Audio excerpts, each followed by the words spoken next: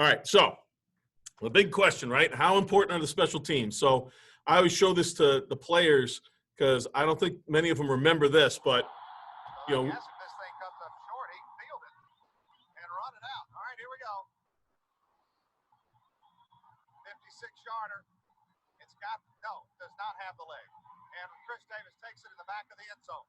He'll run it out to the 10, 15, 20, 25, 30, 35, 40, 45, 50, 45. There goes Davis. Oh, my God. Davis is going to run it all the way back.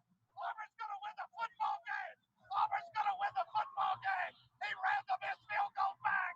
He ran it back 109 yards. They're not going to keep him off the field tonight. Holy cow. Oh, my God. Auburn wins. Auburn has won the Iron Bowl. Auburn has won the Iron Bowl in the most unbelievable fashion you will ever see. I cannot believe it. 34-28. And we thought a miracle in Jordan Hare was amazing. Oh, my Lord in heaven. Chris Davis just ran it 109 yards. And Auburn is going to the championship game. Now, I mean, we all saw that, you know, on TV live, but a lot of the players haven't seen that. And I'll show it to them and they'll go like, you can do that? So there's a lot of stuff in special teams that, you know, if you teach them like the little nuances, but that's a great example to me because it was in a huge rivalry game. It sent Auburn to a championship. You know, at that level, it probably, you know, Malzahn's probably coaching for his job every year. So it's a huge play and pulls them out of the fire.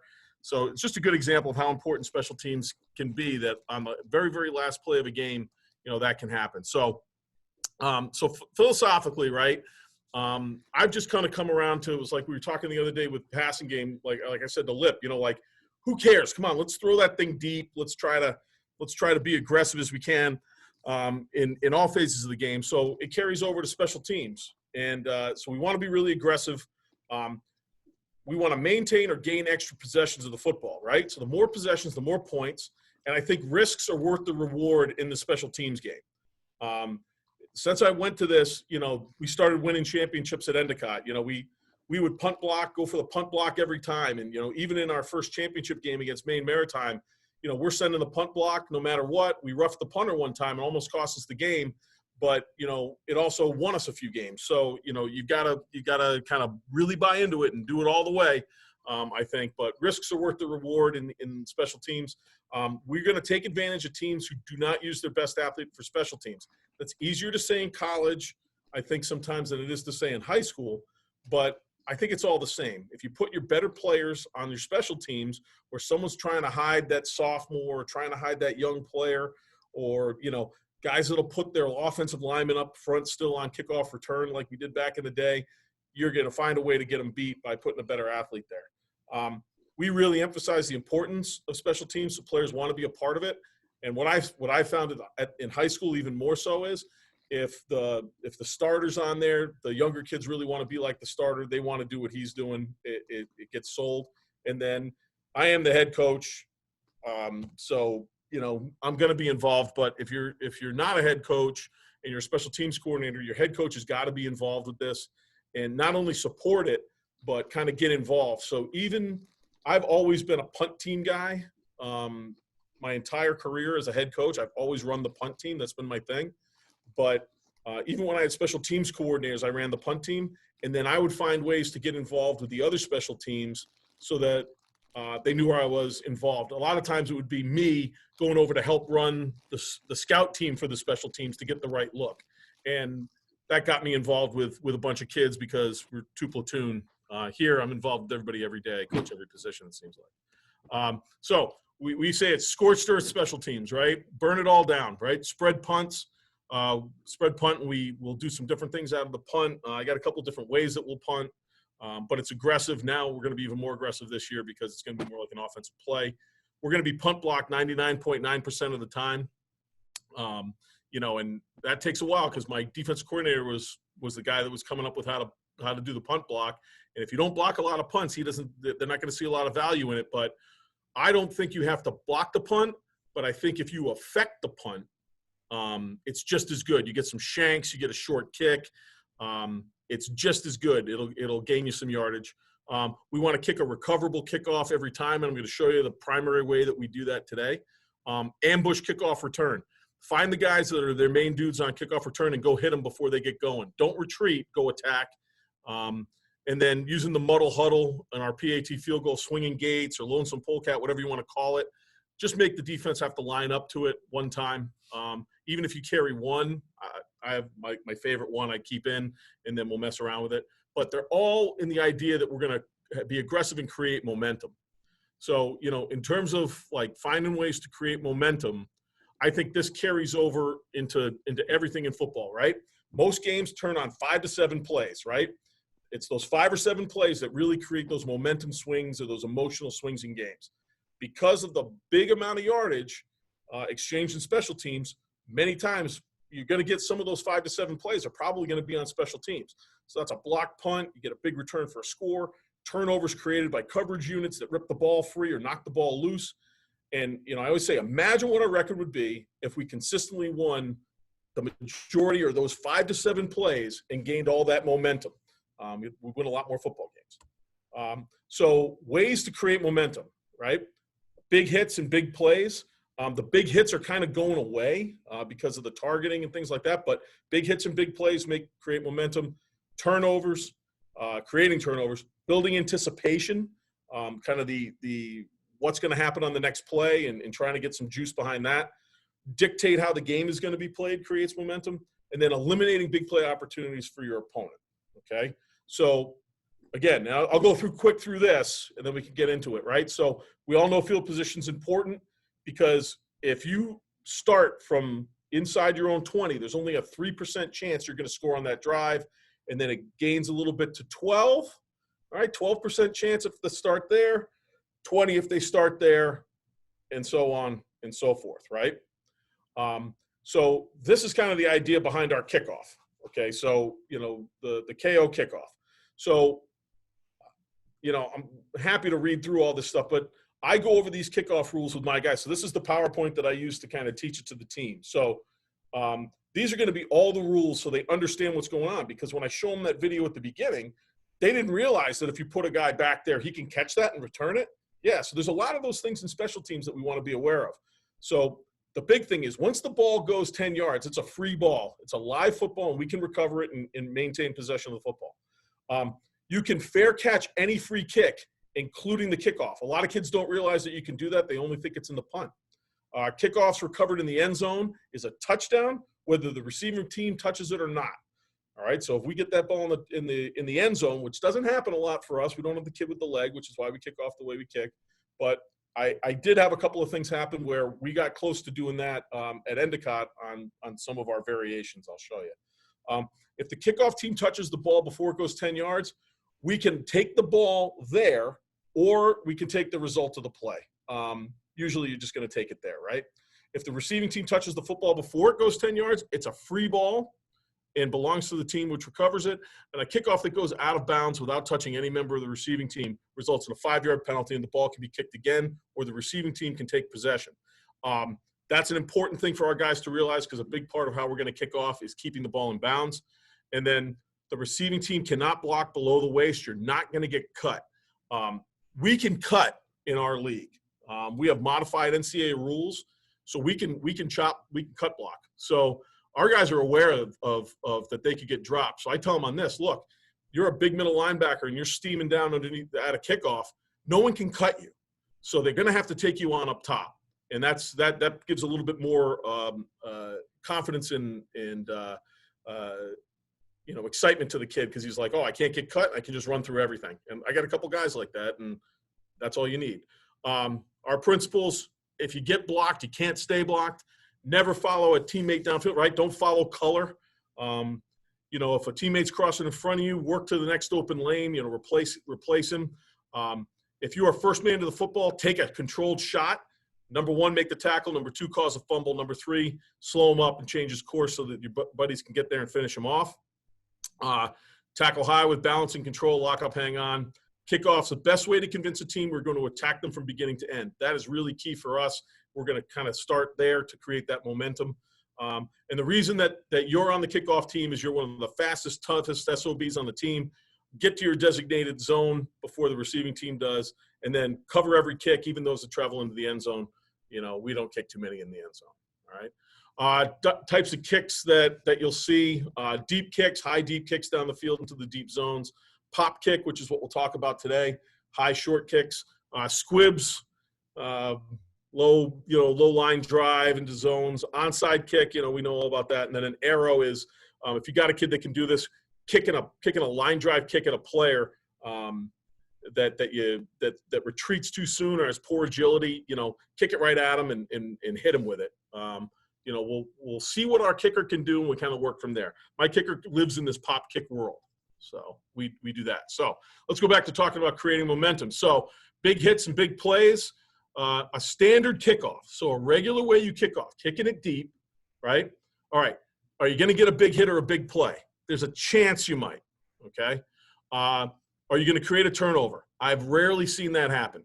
It doesn't happen a whole lot. Building anticipation.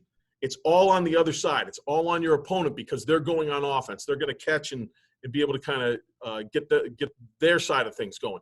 Dictate how the game is going to be played. The opponent gets to set the tone with the return. Eliminate big plays opportunities for our opponent. Well, we're hoping to contain the guy inside the 35, right? We're hoping because they don't put the shitty players aren't the guys that you put back to return your kicks. Those are going to be really good. Your best athlete is back there, your most dynamic kid, and we're going to kick the ball to him and have these guys running down and hoping they stay in their lanes and all that other stuff. To me, that wasn't a winning proposition for us because we're just hoping. Now, with how we're going to kick off, all right, big hits and big plays, we're going to isolate coverage and overwhelm blockers and returners. We're going to kick it to an area where we can go down and make a big hit, make a big play. All right, we're going to look for that right away. Creating turnovers. We're expecting to create a turnover every time that we kick the ball. We want it to be a recoverable ball, and we want to go get it. All right, we're going to build anticipation. Our guys and our opponents know this too. It creates excitement around our strategy. That if they don't have an answer for it, and look, the coach might have the answer, but if the kid that's looking to field that ball doesn't fair catch it or kind of hesitates, he's going to get murdered. And our kids know that, so they get really excited. Our sideline gets really excited because they know it's coming. We control where we're kicking and how we're kicking it. All right, so we're going to dictate how the game's going to be played, and then there's going to be no big return. There's going to be no easy catches. We're going to make them think, and we're going to make them nervous. So we're eliminating the opportunity for a big play out of our opponent on the kickoff. All right. So our mindset is going to be that our kids are thinking we got a chance to get the ball. The strategy is a recoverable kick. However you want to do that, I'll show you how we do it. And then it's flexible. There's 9. It's really only 8, but it's 9 kicks in one. And we're going to kick it where they 8. Right. We're going to find an open zone and try to put it in there. So our process is. We set a standard for that kickoff team. We want to know our opponent a little bit, where their best players are, keep it away from them. We're going to develop a scheme, the areas that we're going to kick and how we're going to kick it, and then we're going to attack at all times. So you can kind of see here, kickoff coverage is defensive, passive, and protective. We're going to be offensive, aggressive, and productive with our kickoff recovery. All right. We know this. I just said this right. They're built to get the ball into an explosive player's hands. They're fairly simple schematically.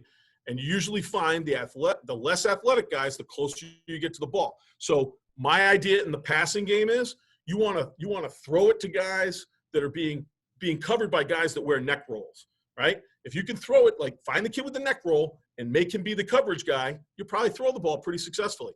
You want to run it at guys that don't want to tackle. That young corner that weighs 130 pounds, he doesn't want to tackle anybody. So, you can leave him go sometimes and give him a thrill and let your big back run at him, and you can be successful in the run game. But there's a lot of open space on the field to drop a kick into. So we're going to kick a ball that's going to be difficult to field. We're going to kick to a place that we have a competitive advantage, and we're going to force our opponents to cover an area 60 by 53 with only 11 guys. That's hard to do, okay? So here's my zone grid, okay? So if we just start in the low zones here, 1, 2, and 3, those are your standard onside kick. You can dribble it. You could kind of make it jump up in the air. However you're going to kick it, that's your standard onside kick. 4, 5, and 6 are kind of the areas that we live in, and really we're kind of a 4 and 6 team most of the time. Those are pop kicks to open areas or to a particular member of the return team. Again, 74 is standing over there, and he might have to catch the ball, kick it to 74. And then deep kicks are 7, 8, and 9, and those are where we're gonna kick it when they move up. And you'll see this happens. I'll show you some series of kicks where they've moved the cover, the good guys up, and we get it behind them. We never kick an 8. 8 really doesn't exist because I think the worst place to ever put a kickoff is into the deep middle. You never know where it's going to go, and you put your team at a disadvantage. So those are our zones. So as we're talking, if I say it's a 4, you know it's a pop kick over to the left. If I say it's a 6, you know it's a pop kick over to the right, and that's kind of where we live. So 4 and 6 are pop kicks, anywhere between the 20 to 40-yard line and high in the air. I'd love to be able to say the 35-yard line is the sweet spot because it's a little bit deeper down the field, but really the 40-yard line is the sweet spot. If you can drop it in there, your guys have a chance to sprint and get there, and the timing works out pretty good. But sometimes they'll have a guy in that area that you want to kick it over his head and kind of put it behind him. Sometimes there'll be a guy that's, on the 35, and maybe you want to put it in front of him on the 40. So it's just, you got to kind of mess with that a little bit. We've even messed around with like telling the kickoff team, I'll tell the kicker, hey, this is a 6, hey, it's a 635. I want him to put it on the 6. Oh, it's a 640. I want him to put it on the 40. It just gives the guys an idea that I'm running for the 40-yard line. That's where the ball's going to be. The kicker attempts a high kick right into the open grass. I want that ball on the ground if I can. And then the player closest to the sideline, this is really important, must keep the ball in bounds. And I'll show you that on our as we get to our assignments here. So this is a lot of verbiage here. I'll go to the diagram. Okay, so here's our diagram, right? So your best guys are on your 6-man side. I've gone 5 and 5 with this, where number 6 is 5 on the other side and come from there. Do it how you want to do it. We've done it a bunch of different ways to make it look even, but at the end of the day, you know kind of who's going where. Number 1, that's your speed guy. He's got to be sprinting. He's like right inside the sideline, and he is flying down the field, and his primary job is to keep the ball in bounds. We don't want it to bounce out of bounds because that's a penalty. We want him to knock the ball back in bounds, if not, recover it himself, okay? 2, 3, and 4 are our primary force players. So we're telling them to get down the field and go recover the football. If there's a guy catching the ball, we would want number 3 to hit him in the chin strap, and then 2 and 4 to hit him in the near shoulder. And that's kind of like getting down there to really vice that guy up, or create a turnover. Secondary force, these guys, it's kind of like pursuit on defense, right? These guys are secondary force players. They're tracking. So they're getting in there and they're tracking the ball carrier. Once the ball carrier has caught the football and it looks like he's going to be a return guy, they start to track him for a profile tackle or a hawk tackle based on where he goes. If he's kind of drifting toward them and they can kind of get him with the profile, that's great. If they lose a little contain, they know they're going to have to go to more of a hawk tackle if it goes back to the field. The important thing is to kick this thing so that it is at least outside the hash. I tell the guys I want them to put it on the bottom of the numbers if I had a spot for it, okay, the kick. Now, on the backside, 2, 3, and 4 on the backside, they're deep pursuit players. So I say they're like the fence posts, right? They're trying to keep everything fenced in and not let it come back across their face to the field. So they're kind of pursuing in, and they're tracking the ball carrier, making sure that nothing spills. And number 1 is our safety. And I've heard this referred to as he's the 21 guy. What's the 21 guy? He wants to see all 21 players that are on the field, and so he's going to adjust. He's deep pursuit, but he's going to make sure that nothing comes all the way across, or if something splits, he can get into a pursuit angle to make a play. The kicker kind of kicks it. I tell him to kind of just stay out of the way. He's really not going to do anything, but he'll just kind of fit in there as an extra safety and make him feel like a football player. But that's kind of how it works. It's, I'll let this kind of film because you could go back and you could pull it off the film on the verbiage, but pretty simple concept, right? Pretty simple concept. And, now 7s and 9s, we'll use a 7 or a 9 when the team adjusts. And it's the same basic assignments as a 4 and 6. It becomes a little bit more lane dependent. You're not running to just that spot. You're kind of going down the field. But again, we're not using these a whole lot. We'll drill them. We'll drill a 7 and 9, but it's a way to kind of get some special team speed work in, and it becomes a conditioning thing without being conditioning. So the assignments are basically the same. Now, when we'll get into the film here. So I have film from this is film from Endicott, and then I'll show you the film from this year at KO. So I have to explain the reason that we kind of came upon this was this. I had a really, really good kicker named Dylan Rush, and Dylan had hurt his hip. And if I needed Dylan to kick a 55-yard field goal, I wanted him to hit the 55-yard field goal. I didn't want him worrying about kicking it into the end zone because when he was healthy, he could do that. But he was kind of banged up. He was a little gimpy. And my backup kicker didn't have a really, really strong leg, but he could place the football. So between the two of them, we knew that we had guys that could kind of put the ball in the spots that we wanted. And so we kind of adopted this as our primary way of kicking off. So there'll be a combination. You see 14 was Rush, and 7 was Sean Kluge, who's from New Hampshire. But you'll see some of these kicks. Now, if we go back and we just look here, you can look at the field and, look at the middle of the field here. They've pressed out to the sides. This was actually a late game in the season. This might have been in the bowl game against Mount Ida that year. You can see kind of these forced out, like, closer to the numbers than the middle of the field. There's a lot of area in here. So this was one where they kind of said, hey, coach, let's kick a 5. And we never really kicked 5s, but this was too good to resist. So 5's a little different. We just adjust the guys that are covering. But this is a good example of you kind of see what happens. Like typically, if the ball isn't necessarily going to them, the second-level guys don't know what's going on. So if you look at this guy over here, this ball is being kicked in the middle of the field. He should probably be running to recover it because it's live, but he's going and looking for a block, and it gives us an opportunity at the football. So it's up in the air. It's high. They're all running up. No one knows who's got it. The ball's bouncing around. Our guys go in there and crash on it, and we get the ball back. I mean, talk about a way to start a series, right? Now, as we get into it, here it is, the same game, all right? So now we're saying, all right, where do we want to kick it? Remember this guy?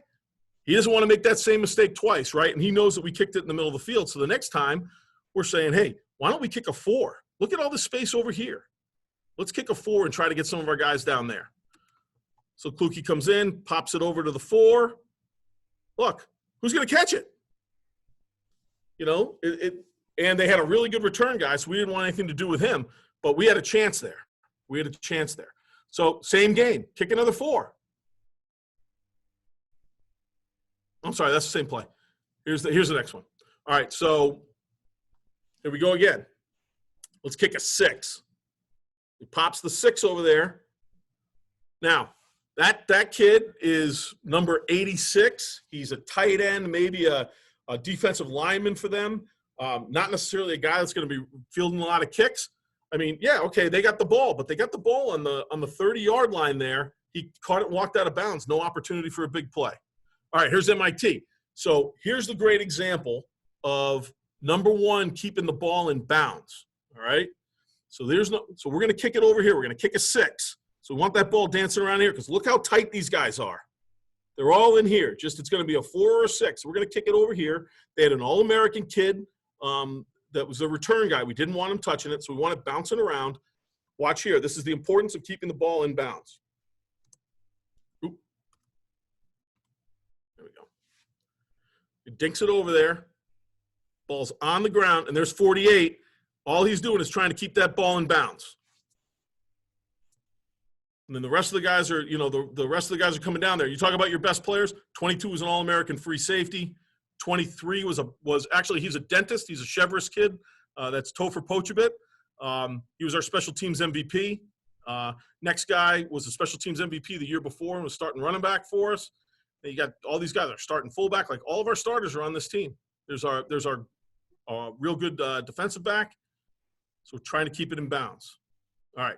So now here's some examples of like when you go to the 9, right? So we're playing Nichols College here. We're going to kick a 4 to start. So we're going to drop that ball somewhere in here. We're going to see if we can get it back. So Dylan pops it up. It's on the ground. It's bouncing around. Here we go. We got a chance. Ball goes out of bounds, but it was touched by them. The ball starts on the 35-yard line. We're okay with that. All right. Now, the next time we kick, they start to make some adjustments, and we knew they were starting to bring our guys up, and the wind picked up. So I said, just kick a 9. So he's going to kick it. He's going to kick it over here. But we've kicked short all the time. So, the defense is the return guys are up. So Dylan kicks it over his head. All right. So we get touchback there. All right. Because they moved up. Now here's an example in a game. We went a 6, 6, and a 9. So we started out by kicking a 6. I think this might be Plymouth State. All right. So he pops it up, trying to get it over that guy's head, gets it on the ground. The good returner has moved up to catch it, but we have good coverage there. There you go. Okay. So now let's hit another 6. We're just trying to get it over that guy's head. Numbers to the sideline. Okay. The good returner got it again. Our guys, oh, that's the same play. I'm sorry. Here we go. Here's another 6. 14's the better kicker. He could really place it. So they're really moving those guys up. He just gives it a little bit. The guy flubs it. Now there come the pursuit players tracking from the other side. We really got them pinned back there. They're not going to go anywhere. And then now they've realized we got to move up. So you can see their returners are moved up all the way under the 20-yard line. And we just told Dylan, go ahead and take a swing at it. They're moved up. They're going to be working up instead of back. Kick it over their head. You had a little wind, get in the end zone. So, again, kind of strategizing the kick sometimes to do that. Now, that was with an All-American kicker, with a great leg and could do all the kicks. Here's now with a kid that played soccer last year, decided to come out for football, and these are the first couple games that he's ever kicked a football. So it's not gonna look as pretty, but it was pretty effective. So we're gonna kick a 6 here. So here's my guys here. He's got to keep it in bounds. All right. These guys are all steaming down to get to it, and then these guys are going to be your pursuit, your tracking players, and then we got the fence post, the deep pursuit on the backside, and our 21-man, the safety, on the far sideline. So again, this is like one of the first kickoffs. I think this is against this might be New Hampton. All right. So Tyler's just going to give it a little kick. He's just trying to get he kicks it short. The first line guy tries to get it. We end up getting the ball back. So again, like, who's up front? Who's up front? They even had a skill kid there. But now, look at this. I mean, no fair catch. He's on the front line. I promise you they didn't go over it. And now he's got a couple of our guys right in his face, ready to knock his block off. See, get to the next one. All right, so here's another one. This might be New Hampton. I don't know. I can't tell who these guys are. Okay, so 4. All right, we're going to kick it over toward our sideline, right? I kind of like to kick it toward our sideline anyway if we can.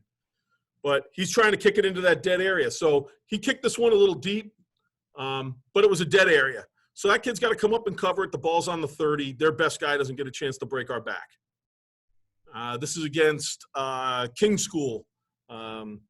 And watch this one. So you talk about one's got to keep it in bounds. The kid's got to keep it in bounds. The kid with the white gloves on the far sideline. Ty pops it up. That thing's on the ground. I mean, he almost caught that. We had a chance at it.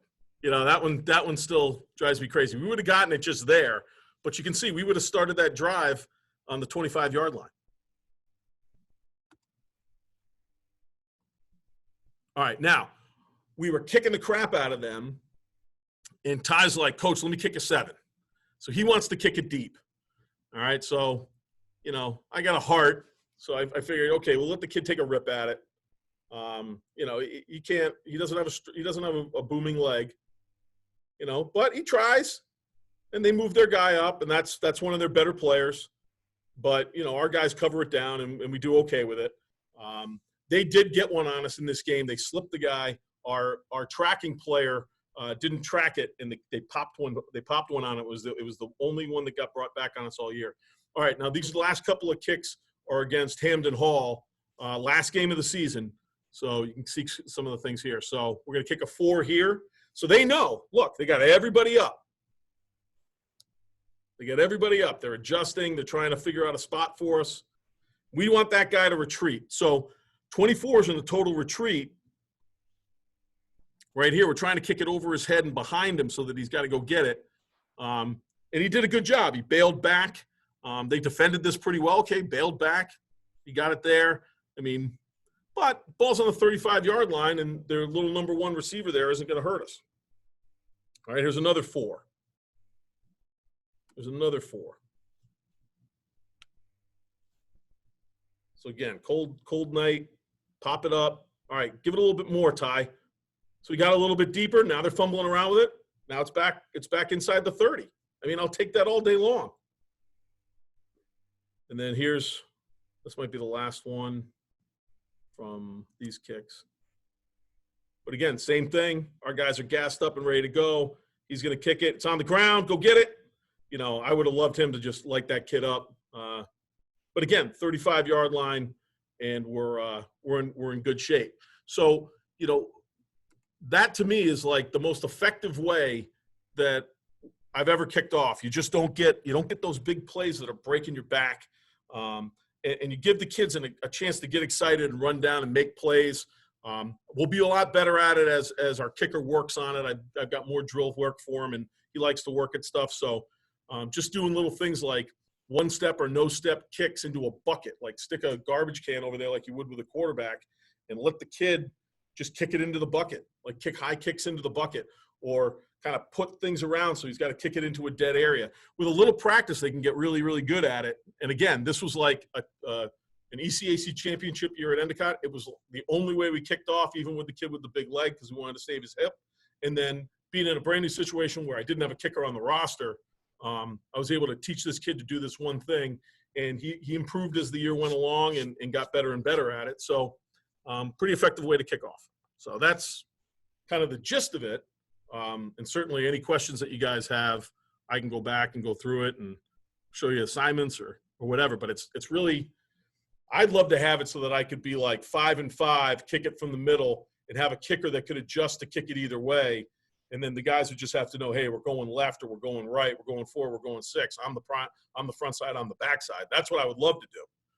Yeah, that was my question is like – the teams figure out that right now, whatever side has the 6 is the side you're kicking to. Yeah. You know, so but if you but could go 5-5 and be balanced, that'd be awesome, you know? Yeah. But even if you don't lip, it's like they know you're going to come down there and you're going to try to tear their heads off. Right. It's scary, man. You know, like what happens is those guys in the first 2 levels, like that one where that first level kid is backing up, like that's what you want is the kid's backing up. He doesn't know what to do. He doesn't realize you can go like this and just catch it. Right? But if he drops it, it's a live ball. So you've got the fear factor of those guys are 10 yards apart and running right at you. You know. And so is your number one, like if it's a 6 kick, he's on the right sideline? Is he on the left? We flip the whole kickoff team? Mm-hmm. Gotcha. Yeah, that makes sense. But you're right. If I could say we're going to go 5-5 and it's going to be a surprise, like you're not going to know if we're kicking right or left. Like if I could get, you know, with some of the guys at Endicott, I could have probably done that because I had 120 guys. We had a really good football team. I had a great kickoff unit. Like there wasn't a bad guy on there. We could have really gone either side with that. Right. You know, we had a kicker that, you know, as the kicker's approaching, if he's approaching this way to kick that way, doink, right? If you've got a kid that can kind of approach the ball and go boom and kick it across his body the other way, then you're cooking with gas. We toyed around with the idea of having 2 kickers on the field, you know, and yeah. But how you set the ball up also determines where you want to kick it to, because you got to have it set right to get the pop. You know, otherwise, I guess you could have it be a pop and then you could have some sort of other kind of dribble kick the other way if you wanted. But to me, it was like we'd set it up and we just say we're going this way. And, you know, for me, like I'll pick the scary guys and have them be the guys that are running down. And they like it. So. What's next? Punt? What are we doing, Hap? What do we got? I'll do punt. I'd love to hear some stuff on punt. You want to do punt? Let's do punt. Yeah. I want to hear punt. Before you go to that. Yeah. Go ahead, Twitch. Go ahead, Coach. I noticed a couple times the spacing was a little different between the coverage guys. Is that just a mistake or? Probably because they're knucklehead kids, and you know, in general, it's like I tell the number one to the call side, like You know, the little hash marks that stick out from the sideline, be right on the top of those, like real close to the sideline, just steaming down. And then it's kind of like just for them to be fairly well spaced. So even if it's like there and if they went like top of the numbers, the picture, let me share that again. The picture of the coverage is kind of what I would like it to be, you know, in a perfect world.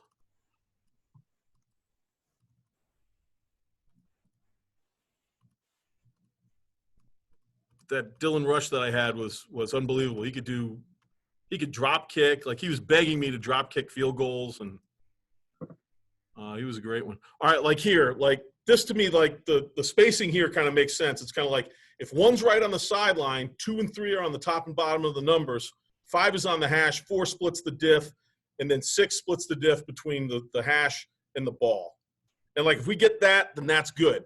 But like, you'll preach it 1,000 times and the kids still line up wrong, you know. But and then on the backside, generally 4. The backside 4 is generally on the hash. Okay. That just gives him that. In his line of pursuit, I always say is like he's kind of coming into where the kick goes, and like he's a couple yards in front of the ball, and then he can kind of work off it. And then the other guys are just kind of fence posting. I call it fence posting, just kind of keeping distance from each other. They're not steaming, you know. They're kind of coming down. They're cruising in there because they want to be there in case something breaks. So, but yeah, in terms of choose if they're going 3 or 4 point stance. I don't care. I told my guys, how do you feel fast? And they're like, we want to be down a 3-point stance, like sprinter stance. I said, narrow base, sprinter stance, get your feet on the ground, set it up like you're running the 40 at the NFL Combine. Right. You know, and then, you know, we did have some things where, like, you know, we'd have the guy on the backside of the kicker kind of give a little bit of a count, you know. In general, they get a 5-yard run up. So, like, the picture here on how it is kind of when the ball is striked, right? So if we were back, you know, 5 yards, our guys' heels might be back there on that 5-yard mark. Like if we looked at, like when these guys are, if we get something that's a little bit more, but they get kind of 3 hard steps, you know, as they're getting down there, you know, and that's generally 5 yards for them. But usually, like, the guy on the backside of the kicker might be seeing the kicker go, and then he's calling the go. Like when the kicker passes him, he's yelling go, and they all take off. Okay. But, you know. Great. Thank you. All right, let me see if I'll get to the punt here. Because I think the way that we've punted, I've punted this way for a long time, and it's always been good. I mean, I can count on one hand and have fingers left over on how many blocks have happened. But I mean, every guy that runs punt can say that, because if you've got a punt scheme that generally works for you, you shouldn't get a block. Like, even if you guys do a half-ass job, you shouldn't get things blocked. You get blocks from bad snaps, poor punter mechanics that are taking too long, and if somebody goes left when they should have gone right. But this kind of it's a funny kind of story about how we came up with this. But you know, the most important play in football, right? We talk about momentum, blocked punts; those things will kill you, right? Coach Pappas used to say the dreaded double thump. You know, the ball, you know, hitting the punter's foot, and the ball hitting the blocker's hands. You know, that's the dreaded double thump. But there's a lot of punt protection styles, right? Spread punts, pro punts, tight punts, shield, rugby, quick kicks, all this other stuff. And we carry a couple of different things that we want to do. I'll show you how we do it, and then I'll show you one of the little easy changes that made it simpler. But every punt protection's got problems, and you have to have solutions. And necessity is the mother of invention. So the way that we came up with this was, I don't know why I decided to change from the traditional double wing, you know, 2 gunners, pro punt, you know, kick, and the whole thing. We'd done it for years. It was fine. There was nothing wrong with it. And then I just got it in my head that I wanted to do something different. So I kind of threw it out to the staff, and I said, has anyone punted anything different? So one of my guys, he said, in college, we use this tight punt, and everybody kind of like, they turn to the outside, they block whatever's in the gap. And I said, geez, okay, that sounds pretty good. You sound like you know you can teach it. Let's go do it. And we went out and got like 4 punts blocked in practice. And I was like, yeah, we're throwing that one out. So came out the next practice and said, guys, this is how we're going to punt. That's our tight punt, our different version. Here's our spread punt. And we never went back to the other thing. And this is how we've punted ever since. And that's going on probably like 15 years. So my big question is, and this is why, put your offensive line coach in charge of your punt protection. Because punt protection, pass protection, what's the difference? There isn't any. It's if you keep it simple, it's just like turn back protection. All right. So our keys to success were keep it really simple, scheme, technique, answers. Don't make it overcomplicated. All right. We want to make this similar to our drop back protection, our man slide protection. Okay. And then the differences on that, though, is that the punter's at 12 to 14 yards deep, and the protection only has to hold up for 1.7 to 2.1 seconds. So it's faster than three-step drop, right? And the quarterback is way, way, way far away from the bad guys. So, okay, I think we can be able to do this. If you can, get repetitions for your first and second units. And if you can do that, and we never rely on just one personnel unit when working technique. We want to get everybody to get as many reps as we can. We, again, use on punt, use your most dependable players. You can put guys that are a little bit crazy and not as dependable on kickoff, but you better put the guy that you want dating your daughter on the punt team, okay?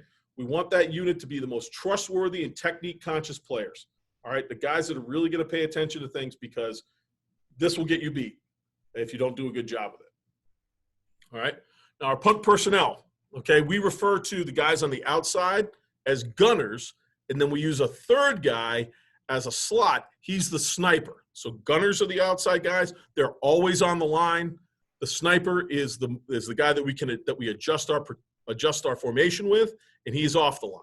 Okay, it gives him the ability to move too, and I'll show you why we have that. Our snapper's got to be able to deliver a great snap first, and he does have to block in this protection. All right, so that is a consideration. The guards are big linebackers, D-ends, tight ends, athletic D tackle, athletic O-line. They have to be a little thicker to be able to stop a charge, all right? And the tackles are your best kick slide athletes. Now, when we played Hobart, Ali Marpet, who's now playing for the Tampa Bay Buccaneers, they left him in as their left tackle on their punt unit because he was their best kick slide guy, right? You'd never think.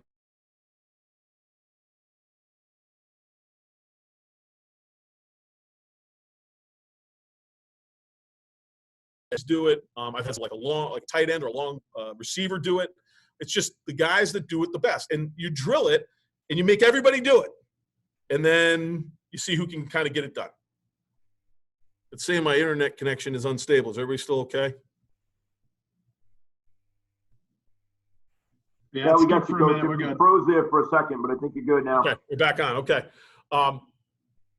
The big back, okay, he's the guy that is on the left, okay? The big back, fullback, big running back. It's going to be just like protection for them, pass protection, taking on a blitz, all right? And then the personal protector is the same type as the big back, but he's got to be the guy that makes all the calls and adjustments. You want to have a smart guy there, all right? So he's the one that's going to determine where the rush is coming from. He's going to direct the protection. He's got to be your smart guy, all right? He's got to be your smart guy. So the way that we communicate is that from the sideline, as the punt team's going out, I'm going to be yelling out the formation and the direction of the formation. So it could be just me going, hey, we look at it, where we get the ball. All right, it's on the left hash. Hey, let's go right, right, right. We want to put the sniper to the field. Right, right, right. Get him out there. Let's say we're kind of going in. We're not in 4-down territory yet. We want to try to pin them. Hey, we might go, we're on the right hash. All right, hey, let's go left over. And the guys they'll run to their spots based on me making that call from the sideline, special teams guy making the call from the sideline.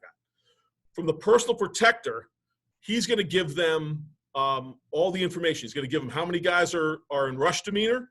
He's going to tell them which way the load is, and he's going to set the protection.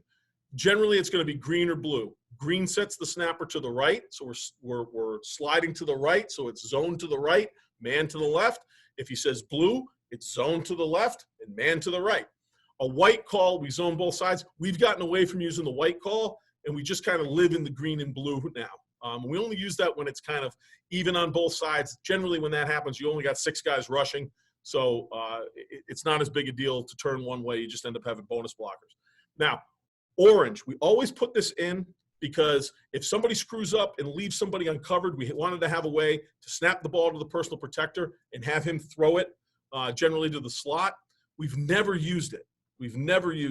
So, but it's in there, right? So if our personal protector all of a sudden saw that the sniper was uncovered, he would call, let's say the sniper's number was 33.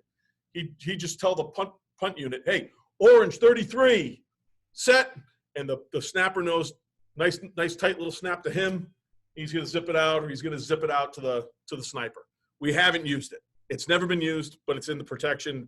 It's in our mentality that if they left somebody uncovered, we could throw to them. All right, the gunners and the snipers. The outside players are going to be on the numbers, and we're going to adjust to them based on whether they're on the hash or they're in the middle of the field. The inside player, the sniper, he splits the difference between the gunner and tackle.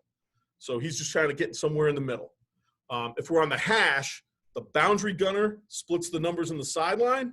The field gunner gets on the top of the numbers. So we're just kind of sliding to get in position, and the sniper splits the gunner and the tackle depending on the side that we put him on. If we call over means that both the gunners are going to be on the same side on the ball. So if we said, right over, the two gunners would go over. The outside gunner, it will go over and he'll be on the numbers. The inside gunner's on the hash, and then the sniper splits the distance between the gunners. And I'll show you pictures of this so you can see it. So if we're in the middle of the field, that's kind of where we'd be. Gunners are on the numbers, sniper splitting the diff. I'll go over the alignment of the guys on the inside too as we get there. This is just outside stuff. We adjust the hash. We just move them a little bit. The most important thing is when you get on a hash, and I think this is really true in high school, when you get on a hash, the gunner into the boundary has got to stretch his alignment, because you don't want to get like a corner blitz coming off and getting you on that side. And it's more dominant to, like, if you had a right-footed punter and you're on the right hash, you got to make sure that kid is out there, because otherwise they can sneak a guy off there. And if the kid's a drifter, you could get a blocked punt off a corner because we don't account for him in the protection. So here's some pictures, right? Middle of the field, you can kind of see where the guys are all lined up. You got your two gunners out here on the numbers. You got your sniper there kind of splitting the diff on the hash. Generally, I'll show you with the protection. I always say they got to have at least one guy back. They got to have three guys to cover, which means there's only 7 guys left. So we kind of get the same looks every single week. Here's against Hobart, same thing. Now we're over onto the hash. You can see that the boundary gunner has moved outside the numbers, all right? And the field gunner has moved inside the numbers a little bit. We just kind of pushed it a little bit. All right, this was at Bowdoin back about 4 or 5 years ago, and it's the same thing. Here's the right hash call. The guy on the bottom here should be a little wider, okay, a little wider. The top looks pretty good. All right, if we call over, there's our overlook, where we're going to want to have, 2 gunners. And here's an overlook. All right, the 2 gunners are always on the ball. That eliminates the process of thought for them to say, like, hey, am I on, am I off? You're a gunner, you're on. You're just ineligible now. All right, and then here's Endicott, same thing with an overcall in the middle of the field against Framingham State, same thing. All right, the gunner and the sniper, their coverage responsibility. The whole idea behind this was we wanted to gain the extra guy covering the field. Your sniper has to be your best guy. All right, so I think about guys that have played that for me. This kid ends up being your special teams MVP. He makes a lot of plays. And so you got to have a kid that can get down there. He's a to-the-ball player. He wants to be aggressive and take a shot. And we want him to attack the return man as soon as his hands go up to catch the ball. So if he has not thrown his hand up for a safe catch, then if his hands go up, our guy's going through him. It's a little dicey sometimes, but that's just how we've coached it. All right, and we attack the ball with a spill mentality. So the idea is we want the ball to go flat and sideways to the other guys that are coming in. So his thing is, I always say, his aiming point is the chin strap of the returner. Okay, it's the chin strap of the returner. Get down there, at least make him go sideways if you don't make the play. All right, that guy's going to make a ton of plays. The gunners are squeeze players, so they're going to squeeze from the sides. So if the returner spills, you should be there to jump, to be there and make a good tackle, make the play. General aiming point is to keep the ball 2 yards off your inside shoulder and squeeze into it. These guys have got to be your best guys. Your sniper can't get jammed. He can't get rerouted. He's got to be a guy that can avoid contact. He can't be a linebacker magnet. He's got to be able to get down the field. So he's got to be your best guy. All right. Now, when we get the front 7, all right, so there's some specific things in here that I think are are important, is the guards have a 1 foot split from the center, and their inside toe is 3 inches behind the heel of the snapper. You look at him from the side. Again, have your O-line coach be the guy. I want him back off the ball as far as I can basically get him. And all he's got to do to become legal is he's just got to bend forward so his helmet gets the hip of the center. If you do that and you kind of close that light off, you won't have a problem. They'll generally warn you first that the guys are deep. You just got to tell them to make sure that they lean forward a little bit, and it takes care of the problem.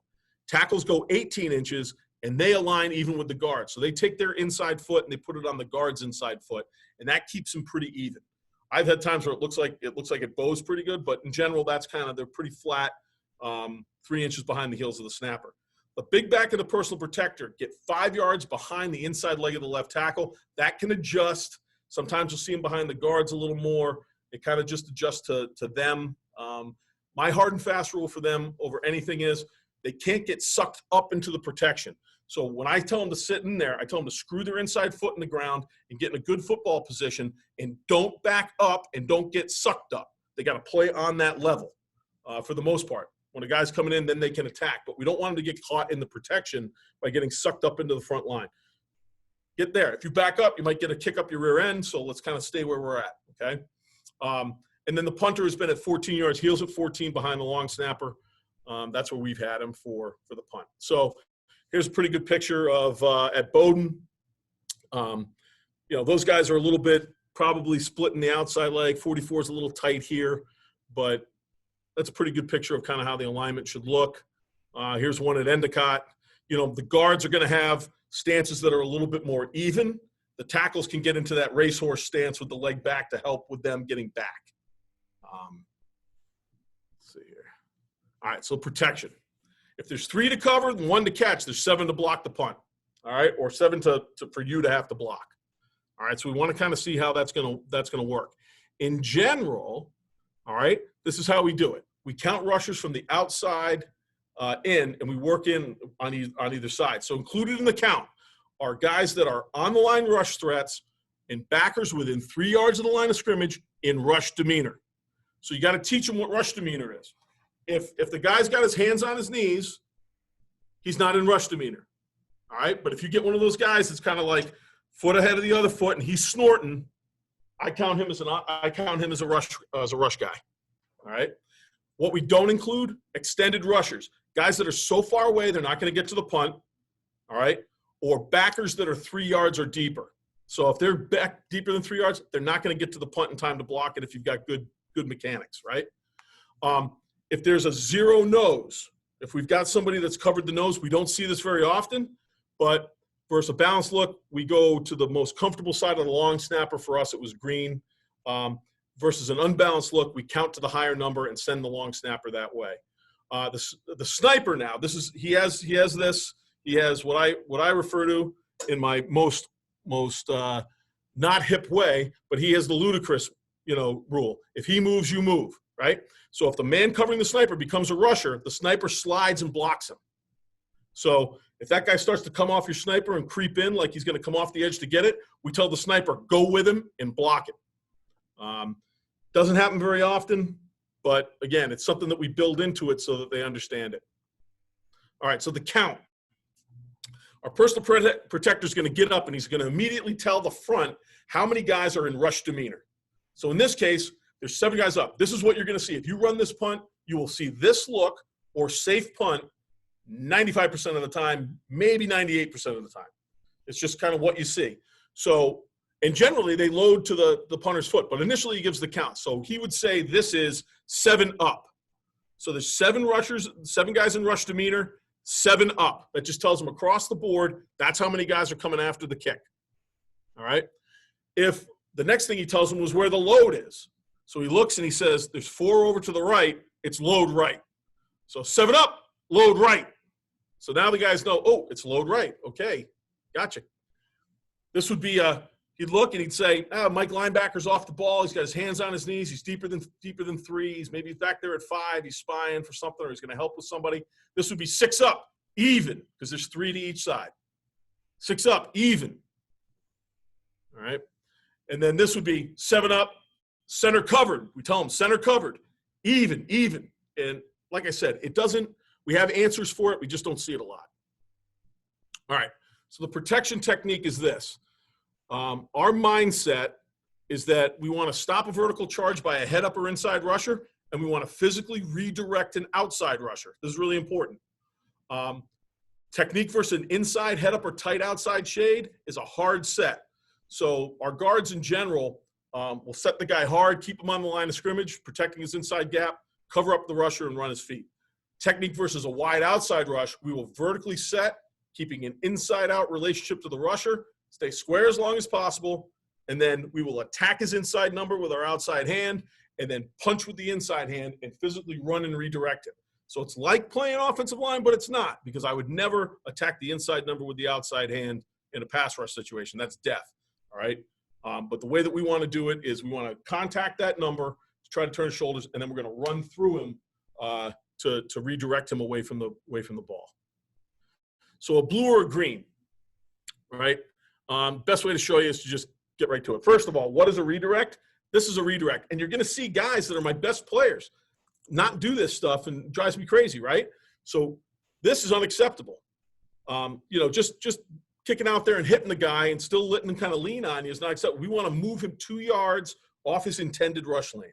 If you can shove him, throw him, push him off his intended rush lane by 2 yards, that's a redirect. So here's how the protection works. So everyone can see the personal protector is going to say 7 up, load right, green, green. So what he's told them is there's 7 rushers, they're loaded to the right, we're sending our snapper that way. That means now that the center, the guard, and the tackle and the personal protector are going to be responsible for these 4 rushers. It means that now we have 3 for 3 on the backside. It becomes man protection.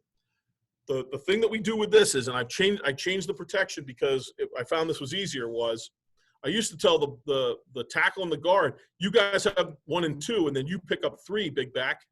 And what I found was easier was telling the tackle he had the widest rusher, the big back he had 2, and then put the guard on 3. It's easier for this guy to slide over and stop his engine than have this guy go in, whiff, and have a guy run right up the chute. All right.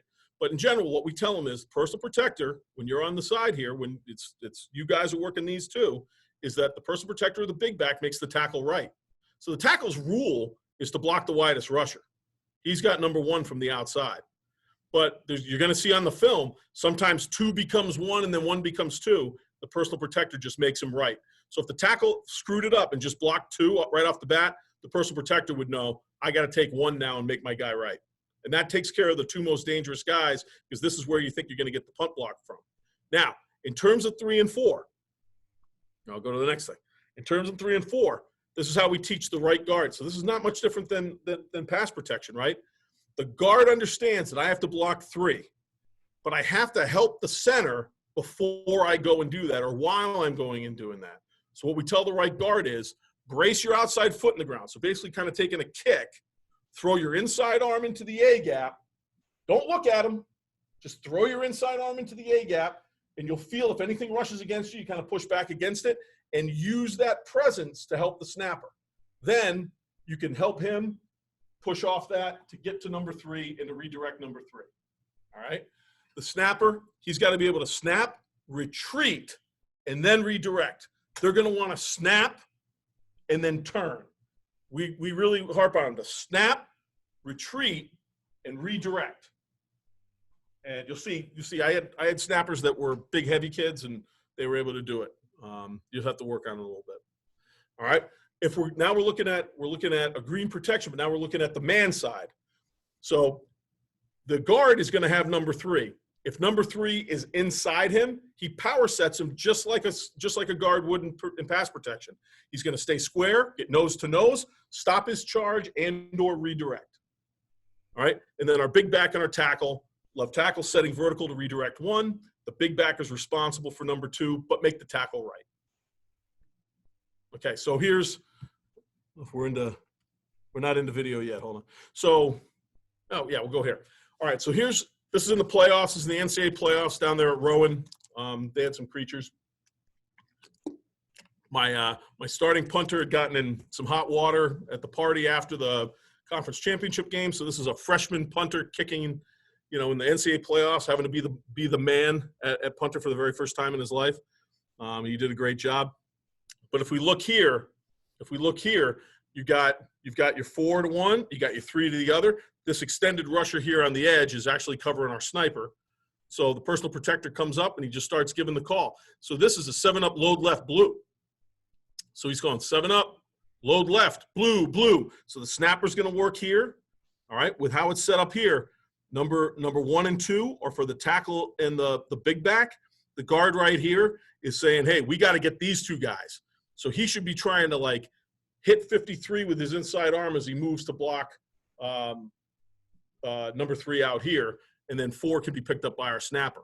He should power set this guy, get nose to nose, cover him up, and then these 2 guys are responsible for these 2 guys. He's going to kick. He's going to take 2. So let's see if that actually happens. Because there's good, bad, and ugly in here.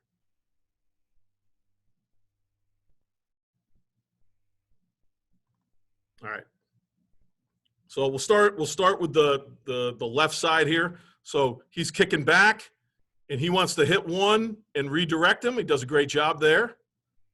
All right. Number 2 is rushing in, right? And just he's kind of the spy guy. So our big back just kind of fits in the protection and helps out. All right. The guard should be punching. Yeah, there he goes. And then he goes out to get his guy. And then the snapper should snap.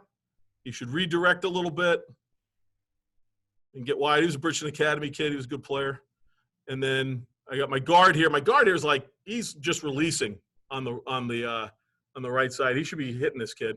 But you can see 40 steaming in here at the personal protector. He does a good job of staying square, not backing up, taking him on. And then our tackle kicks out there. Kick, kick, kick. Just stay in his inside half. Don't let him cross you underneath. So pretty good example of the protection. He gets a good punt in there. And we're down in the coverage. To speak to coverage, I just tell the protection guys, look, you form the net. So tackle, you go wide. Tackle, you go wide. Guards 5 from them. Center can go to the ball. Big backs are kind of staying on the insides and just fit in. Generally, I don't think we've ever had one brought back on us for a touchdown in the entire time that I've used it. If your sniper and your gunners are doing a good job, the ball, you're not going to have a problem with it. All right, here's a picture from the back end. So again, you got 7-up, load left, blue. They're going to bring it from the opposite side of the punter's foot. Most of the time, you get greens. But again, here you've got kids, right? So they've got it's kind of extended. So this makes it a little challenging. So he should be kicking back, and he's thinking, I got to get all the way out here to this guy. He's thinking, I got this guy. He's thinking, I got to punch, I got to kick, punch, and get out to this guy. I got to retreat and get this. All right, and then you got 1, 2, 3 on the backside.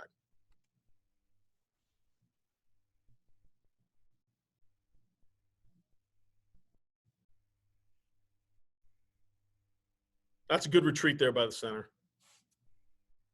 I always tell them, like, if a guy drops out, it's kind of like a zone blitz. If a guy drops out, 13 that's 13, right? 13's wrong. See the left guard? He should be working out. But DeLurco saves his bacon. They're peeling off.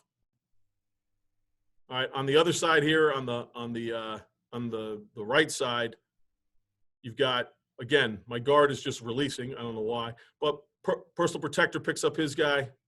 We're in good shape. And there's your snipers getting down there. They're around the football. I mean, it's one of the best teams in America we were playing that year, and they didn't get one on us. Sometimes you get a stack. And what I tell the guys is that when you get stacked players that are trying to play games with you a little bit. So I actually found this one yesterday. I was going back through to kind of redo the punt stuff. And, what happens here is we tell them, we count it, and we count it the same way. We send the protection the same way. We're just going to say that those guys are counted rushers. So he's saying 7-up, load right, green, which is going to send the snapper to the right. All right, so this is going to become the zone side, and this is going to become the man side. What we tell them is that if you're on the man side and you're the personal protector or the big back on the man side, you're responsible for the stack. So you're going to chase that stack because it's a man thing. So the guard knows, I got the down lineman. The tackle knows, I got to kick for this guy. And then he goes, okay, if he loops this way, I go this way. If he goes inside, I go this way. And it was just an easy way for us to say, if it's man, it's man. Now on the backside here, we treat this just like it's 4 down linemen. Like if this guy had a guy in the A gap and the B gap, these guys would handle the A and the B. He should be doing the same thing. He screws it up. This kid's got bodies buried in his backyard somewhere. He was an absolute serial killer. Great linebacker.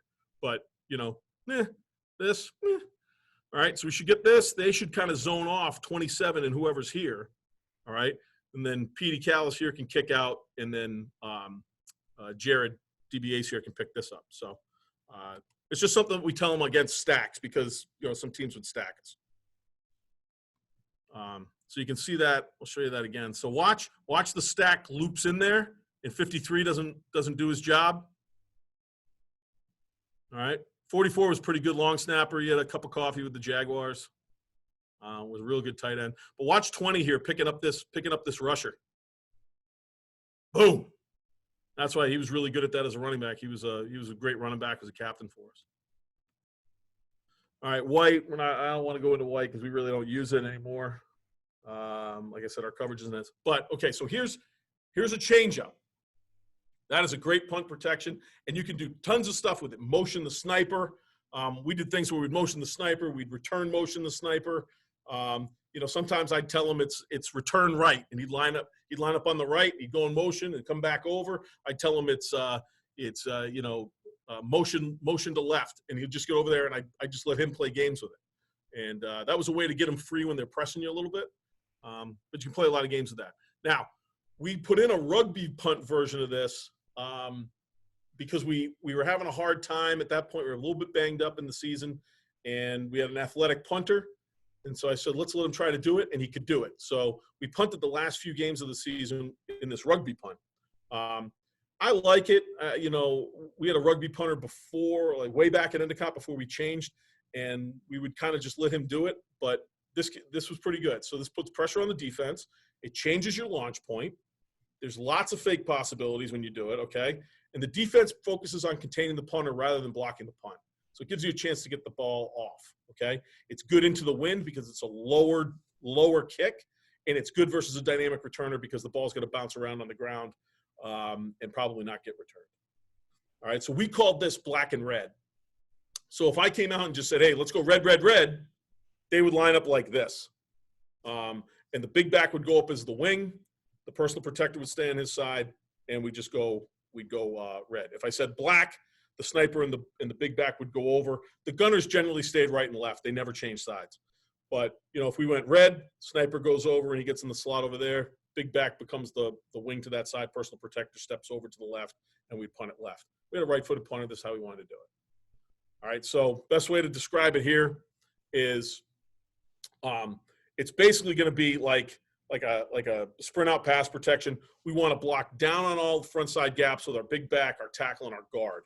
The center is going to check a gap and then work back, and then everybody else is going to kind of, what I would say, I call it a slush. They kind of step into their inside gap, they step in the call side, and then they kind of slush back and make the rushers go around them. Generally, the A gap is a little bit of a danger area there on the backside for someone coming through if they're going to do anything.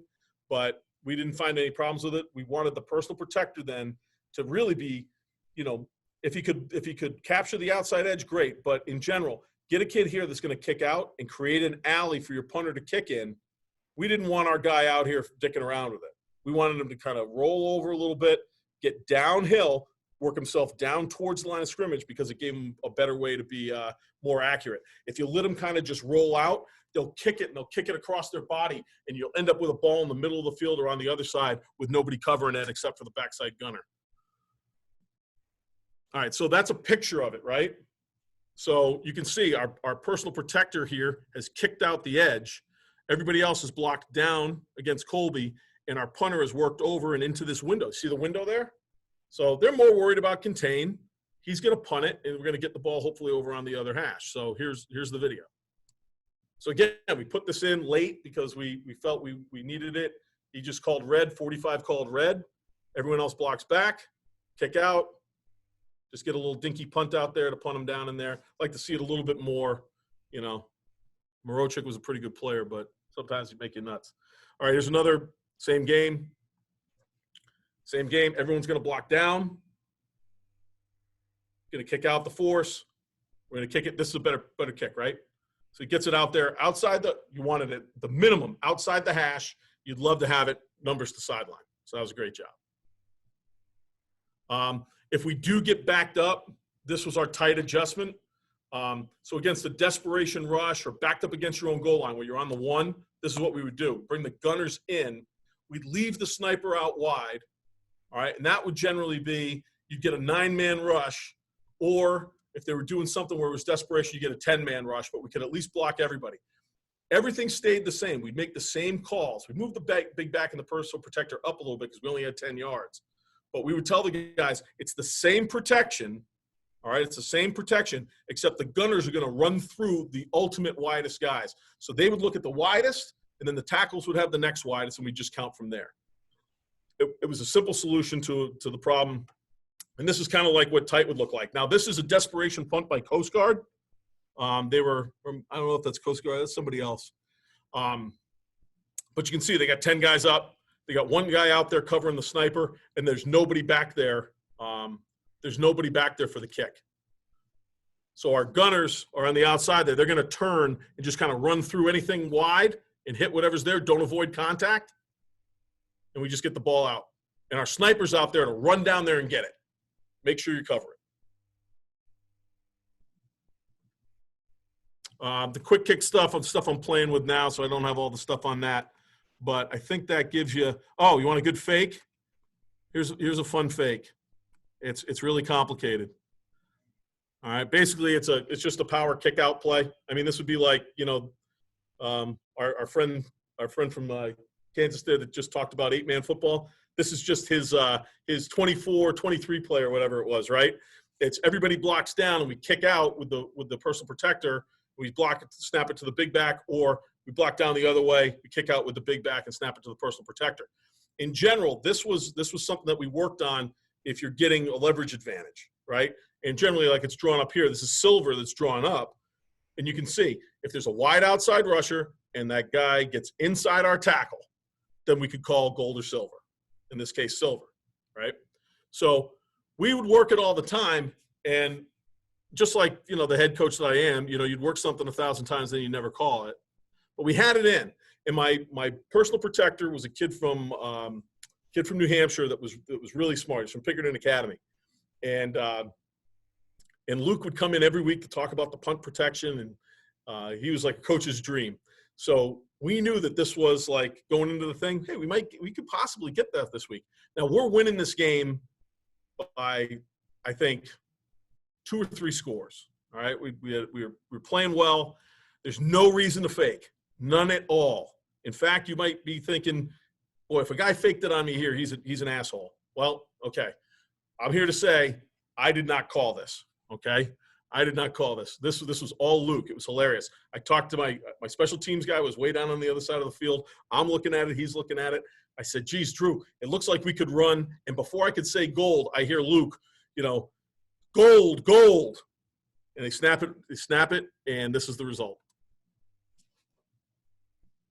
So everybody caves down, snap it to Luke. There he goes. All right, the shining moment of this kid's college career. It was pretty good. You get an end zone shot here that's pretty good too. And the guys loved him, so it was fantastic. But what we're going to look for here is this. Watch the tackle, because the tackle actually turned his head at one point and said to Luke, call goal. Like, told Luke to call goal.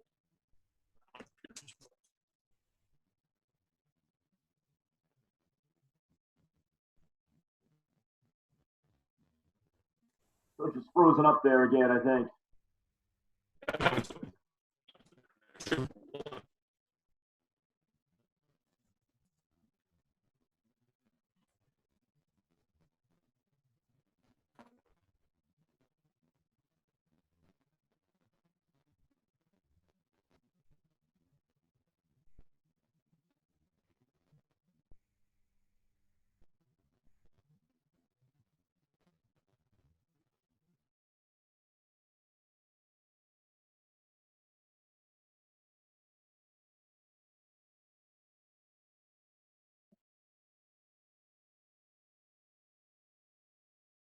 We may have lost them. If you guys want to click on your screens and just come on at this point, we can if somebody has some questions, we can try to answer them. I know there was one up in the chat from Coach Clark.